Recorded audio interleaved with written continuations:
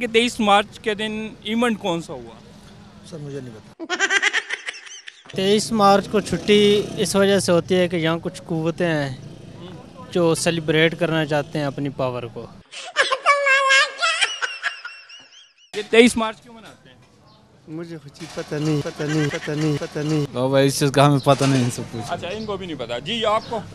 नहीं सर, कोई पता नहीं। अच्छा, इनको भी नहीं पता। 23 मार्च पाकिस्तान का खुशी का दिन है। 23 मार्च को पाकिस्तान आज़ाद हुआ था, इसलिए मनाते हैं। नहीं, मुझे नहीं पता बचान। कौन भैया, मैं तो इधर रहता ही नहीं, मुझे कुछ पता ही नहीं। तारीख ये कि हमारे पाकिस्तान जो है ना वो आज़ाद हुआ था। 23 मार्च को क्या हुआ था? यहाँ नहीं थे आप कहाँ थे? हम गाँव में अब्दाबाद।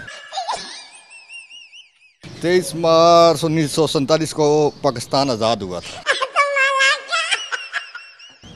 23 मार्च 1947 को करारदाद पाकिस्तान मंजूर हुई थी। इंडिया ने बहुत बड़ा हमला किया था 1965 में, पसपा किया था इन्होंने। काफ़ी बड़ी उन्होंने टैंकों का हमला किया था, तो हमारे जवानों ने टैंकों के आगे लेट के तो उसका दफा किया था। 23 मार्च को सर कहते हैं दुकानें बंद होते हैं जी। 23 मार्च को क्या हुआ? उनसे पूछे।